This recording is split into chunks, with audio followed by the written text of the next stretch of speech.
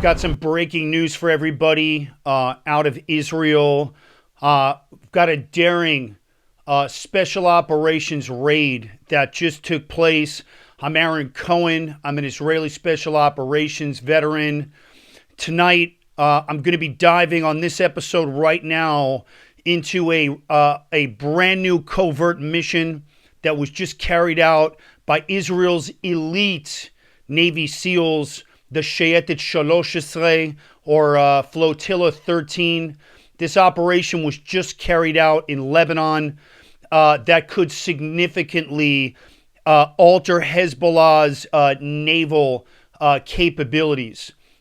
Before I get into it, this episode is sponsored by the Cherry's Deep Concealment Holster, same one I trained Keanu on for John Wick. Below the waistband technology, it's incredible. Hit the link in my description or go to cherryscounterterror.com. So last night, commandos from Shayetet 13, Israeli SEALs, infiltrated northern Lebanon, penetrating 140 kilometers deep via the maritime border. The target, Imad Amhaz, a key Hezbollah figure. So here's what I'm hearing from my sources in Israel. Amhaz is a top-tier operator in Hezbollah's naval force. Yes, terrorists do have small navies to kill civilians. He's an asset in Iran and Beirut. And this is someone that Iran and Beirut are surely going to be scrambling to figure out what happened here. Commandos from Shayetet 13 executed a near flawless raid, moving swiftly under the cover of darkness to a seaside chalet in a town called Batrun. The mission parameters, here's what I'm hearing. It was very simple, but very high risk. Grab the target, get out fast, and that's exactly what they did. They infiltrated undetected and vanished back into the seascape aboard speedboats before anybody could even figure out what had happened. So in Hebrew we would say, לתפוס את המטרה, להחזיר אותו לארץ, כמה שאפשר מהר. Let's unpack what makes this particular operation here really, really interesting. So operationally, this is a textbook example of how Israeli naval commandos or naval commandos, particularly in this case in Israel, how their intelligence as well as the naval commando assets operate together in perfect sync. And the unit likely worked very closely with Israel's military intelligence, also known as the Aman or the Agaf Modi'in, the intelligence arm of the IDF, to pinpoint Amaz's exact location. And that's what you need in these type of operations, actionable intel. So it's one thing to operate in Gaza or in the West Bank, where the intelligence, particularly in Gaza, flows a lot more freely. You hit a house, you get intelligence, you move on to the next one after the interrogation. This one here had to be executed very deep into Hezbollah's, בתוך הבית של Hezbollah, or within the house of Hezbollah, like we'd say in Hebrew. And so the commandos had to evade a very robust Hezbollah surveillance, various systems, dodge potential Iranian-backed forces and militias as well, and maintain total radio silence. So we're talking about a very high-stakes mission here, where a single mistake could lead to a very serious catastrophe for the IDF, for the Israeli SEALs. This could turn into a real crisis. I'll give you an example. Back in 97, when I was in the Mista Aravim, Israel's undercover unit, I remember the Israeli SEALs had a very bad operation that had gone down. 2 helicopters were shot down. They were infiltrating at the time, and it got very bad very quickly. So these are very dangerous. I want to talk about who is Amhaz. Lebanese officials claim he's just some civilian ship captain. I call bullshit.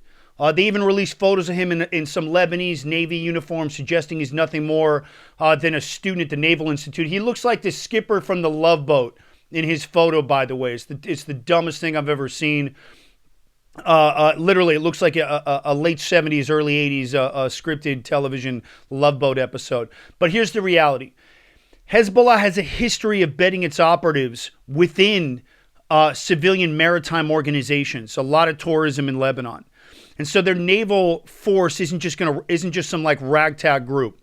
Let me make that really clear. It's a sophisticated division of terrorists trained to target Israeli ships and gas rigs. And Amhaz's capture isn't just some whatever. It's not some random. All right? And he likely holds intel that could cripple Hezbollah's naval operations. They're not going to deploy assets that are as expensive to train as Shayetet 13 unless it's a matara yakara or a very high-value target. So let's address the elephant in the room. Why hasn't the IDF at this point commented on the raid? Very simple. Silence is strategic. We do our best work quietly. And by maintaining that quietness, Israel can limit any diplomatic fallout, and it can also protect its sources, especially since the Lebanese are now claiming this guy was a civilian in charge of some civilian shipping company, whatever his deal is. So let's talk about what's next. Expect Hezbollah to tighten its security along the coast, which is going to make naval commando operations a lot more difficult now. And there's already talk of Iranian-backed forces, from what I'm hearing, helping to reinforce that beach line location, or those beach line locations, from Tyre all the way up to Beirut. Here's the kicker. The operation does what Israel does best. Sends a very clear message. Israel won't hesitate to kill terrorists wherever they are, period. I want to take a quick minute here, and I want to talk about the show.